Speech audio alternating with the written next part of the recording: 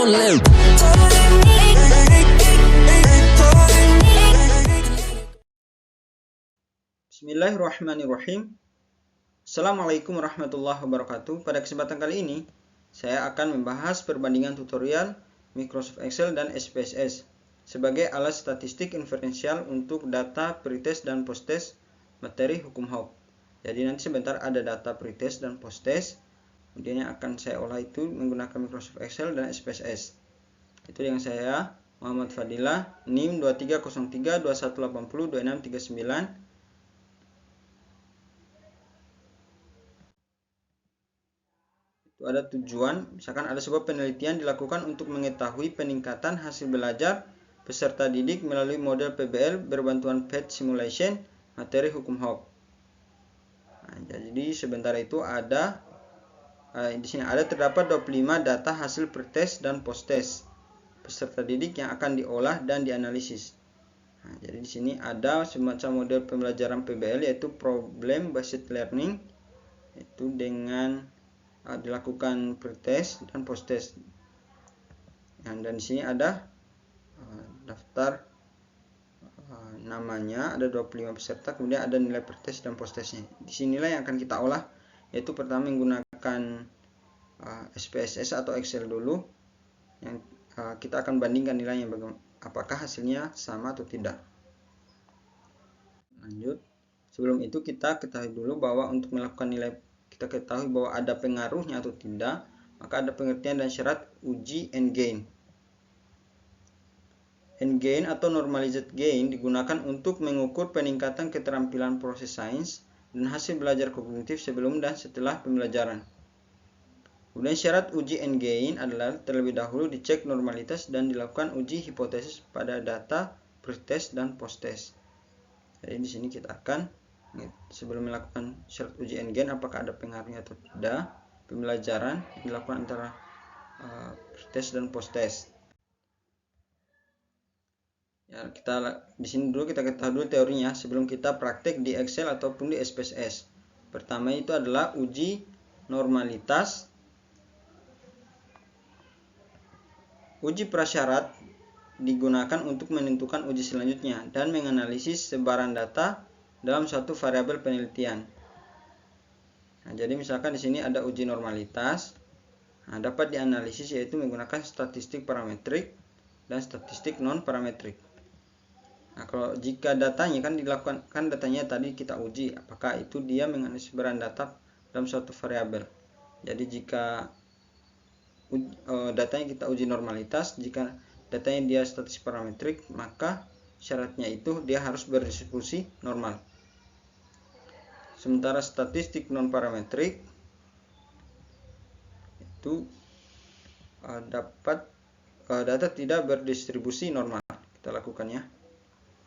Nah, datanya tidak berdistribusi normal. Kemudian kita ada lagi uji hipotesis, yaitu untuk melihat ada tidaknya pengaruh dalam nilai pretest dan posttest. Hipotesis adalah asumsi tentang ada tidaknya hubungan antara variabel dalam populasi penelitian. Nanti akan sebentar dijelaskan lebih lanjut. Nah, kita ketahui lagi bahwa rumus uji dan kriteria uji and gain, yaitu perbedaan skor hasil pretest dan posttest dianalisis menggunakan and gain. Kan tadi ada nilainya pretest dan posttest. Nah, nanti kita akan analisis. Rumusnya and gain sama dengan nilai posttest dikurang nilai pretest dibagi 100 dikurang nilai pretest. Nah, di sini ada kategori pembagian and gain score. Jika nilai and gain-nya itu lebih besar 0,7 maka kategorinya tinggi. Jika and gain-nya lebih besar sama dengan 0,3 dan lebih kecil sama dengan 0,7 maka dia masuk kategori sedang. Nanti tinggal dilihat di tabel ya. Juga kategori tafsirannya juga. Jadi kalau misalkan di atas 7,6 maka efektif pembelajaran, misalkan tadi model pembelajaran PBL menggunakan PET simulation pada materi hukum. Baik, setelah kita membahas tentang teorinya, tentang kita akan menganalisis tentang nilai pretest dan posttest. Nah, di sini kan judulnya peningkatan hasil belajar peserta didik melalui model PBL berbantuan PhET simulation pada materi hukum HOP. Jadi di sini tadi ada nilai pretest dan posttest, yang ini akan kita olah nilainya. Kemudian tadi kita sebelumnya sudah membahas rumusnya, N gain sama dengan skor posttest dikurang dengan skor pretest dipersirasi dikurang skor pretest, dan di sini nanti hasil tabelnya N gain. Oke, supaya lebih cepat kita langsung praktik. Ini tadi saya sudah input datanya di Microsoft Excel, yaitu nilai pretest dan nilai posttest. Nah, di sini coba perhatikan ya. Di sini kita akan olah nilainya. Perhatikan ya. Di sini kita akan olah nilainya menggunakan rumus N gain. Maka kita tuliskan dulu N gain. Terlebih dahulu saya akan kerja di Microsoft Excel. Nanti apakah kita bandingkan apakah nilainya sama atau tidak. Ini namanya, kita anggap jumlah sampelnya itu ada 25. Jadi kita masukkan rumusnya. Kalau di Microsoft Excel maka kita buka dengan rumusnya itu dengan sama dengan dan skor buka kurung, dan kita lihat skor posttest, maka yang ini ya, skor posttest 100, kemudian dikurang dengan skor pretest yang ini 60, kemudian bagi, tanda bagi kalau di Excel itu kayak ada garis miringnya, ini bukan titik 2, kemudian dibagi dengan buka kurung lagi 100 dikurang dengan skor pretest tadi yang 60, baris kurung, baru kita klik enter, maka N gain nya ini kita tarik ini sampai di data drop yang ke jumlah sampelnya ke 25. Maka inilah N gain nya. Maka kita lakukan, kita mencari lagi nilai rata-ratanya, N gain nya berapa. Jadi kita buka lagi dengan tanda sama dengan, dan kita masukkan rumusnya. Rata-rata kalau di Excel itu average yang ini, klik saja, baru kita ambil datanya dari peserta pertama sampai ke 25. Oke, kita enter. Nah, berarti kita sudah peroleh N gain nya itu sebesar 0,76203. Nah, kita cocokkan dengan tabel kategori pembagian N gain score. Maka kalau kita lihat sesuai, G-nya itu lebih besar sama dengan 0,7. Coba berarti. Berarti G-nya itu lebih besar dari 0,7. Berarti 0,76. Maka dia masuk kategori tinggi. Kalau kita melihat dari kategori tafsiran efektivitas N gain, maka tinggal kita kalikan 100. Maka sama dengan 0,76 tadi itu E30 dikali dengan 100. Dalam bentuk persen, maka 76,2%. Maka kalau kita lihat di sini kategori tafsirannya itu berarti dia berada di atas, persentasenya itu di atas 0, lebih besar dari 7,6. Maka dia masuk kategori efektif. Itu kalau perhitungan dari Microsoft Excel. Bagaimana kalau kita gunakan SPSS? Nah, di sini sudah sediakan SPSS-nya, maka kita pencarian dulu ya. Buka SPSS yang ini. Kita masukkan.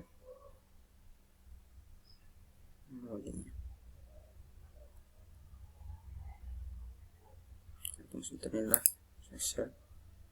Kata ini saya copy dulu angkaan dari nilai posttest ya dan pretest. Saya copy, baru saya masukkan di SPSS. Oke, inilah. Jadi untuk merubah namanya di sini kita dapat ke variable view, kita ubah namanya. Jadi nama, kemudian ada pretest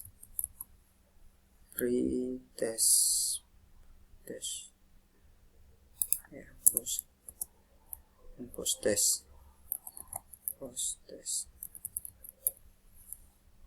Jadi kalau diperhatikan, kalau misalkan ada dua suku kata, maka kita harus gunakan underscore atau yang ini spasinya itu harus ada tanda bawahnya. Maka posttest. Oke, kemudian di sini kita desimal, kita ubah 0. Kemudian di sini kita kasih tengah supaya bagus kelihatannya. Oke, setelah itu kita kembali ke data view. Nah, ini tadi ya. Nah, sebelum kita lakukan uji endgame, kita cek dulu bahwa apakah dia normalitas atau tidak. Oke, kita lihat dulu datanya. Analyze. Kemudian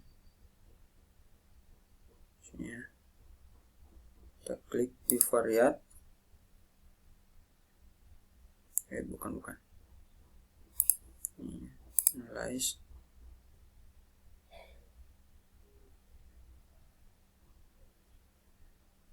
Di sini explore.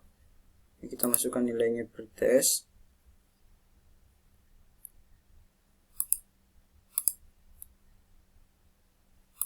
Ini pretest plot. Kita lihat di sini normality plots. Kita klik continue. Nanti kita akan lihat dulu datanya. Kita klik OK. Kita tunggu di sini ya. Akan jelaskan. Nah, di sini sesuai dengan normalitas kan di sini ada tabel Kolmogorov, Smirnov, dan Shapiro-Wilk. Perlu diketahui jika datanya di atas dari 50, maka yang kita lihat itu adalah tabel normality Kolmogorov, Smirnov. Namun karena datanya dia cuma di bawah 20 atau di sini cuma 25, maka yang kita lihat adalah Shapiro-Wilk. Ini. Nah, sesuai datanya, jika nilai signifikansinya itu di atas dari 0,005, maka itu dia berdistribusi normal. Yang tadi itu. Maka sesuai dengan kalau kita lihat pretest dan posttest yang cuma sampai 25, maka dia terdistribusi normal. Ya. Yang kita lihat adalah Shapiro-Wilk di sini kan 0,06. Sementara syaratnya itu dia harus lebih besar dari 0,005. Nah, ini untuk yang kita lihat normalitasnya. Berarti distribusinya normal ya. Kita kembali lagi, kita cek lagi. Mana analyze. Dan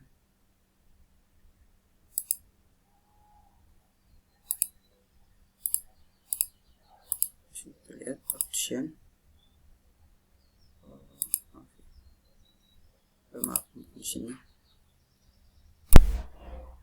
Oke, setelah kita mendapatkan bahwa datanya itu dia berdistribusi normal, kemudian kita lakukan lagi uji hipotesisnya. Ya. Apakah ada pengaruh atau hubungan atau tidak? Coba kita lihat ya. Analyze. Kemudian kita pilih yang ini correlation, yaitu bivariate. Kita masukkan ini ya. Tes. Hapus tes. Kita klik OK. Nanti kita lihat di sini lagi ada correlation atau tidak. Nah, di sini kalau kita lihat bahwa pretest dan posttest itu dia mempunyai nilai yang positif, maka di sini ada hubungan korelasinya bahwa ada pengaruh ya. Nanti kita akan lihat lagi di uji endgame. Setelah itu kita lakukan uji endgame pada di SPSS, apakah hasilnya sama antara Microsoft Excel dengan SPSS. Nah, kita lakukan. Setelah itu ditransfer, kemudian komputer variable kita masukkan di sini endgame, dan itu rumusnya kan dengan, kalau kita lihat sesuaikan rumusnya yang ini ya, rumus yang ini, skor posttest dikurang dengan skor pretest. Kalau saya masukkan itu ini. Di sini tadi buka kurung skor pretest,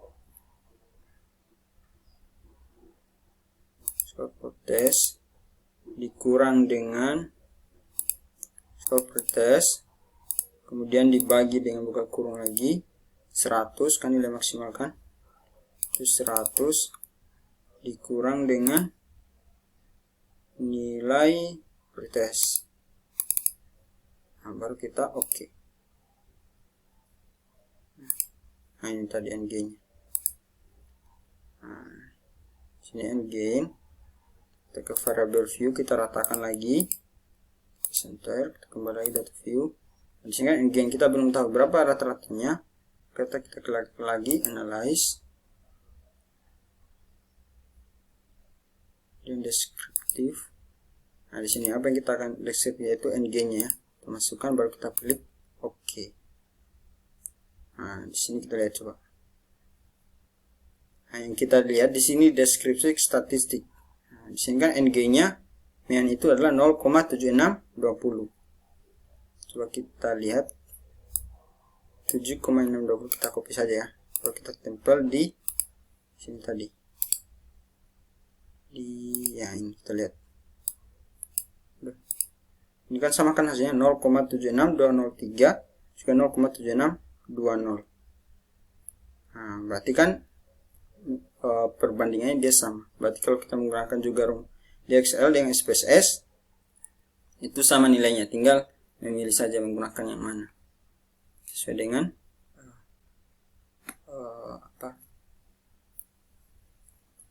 sesuai dengan pemahamannya masing-masing. Tinggal dilihat ya, di sini efektif.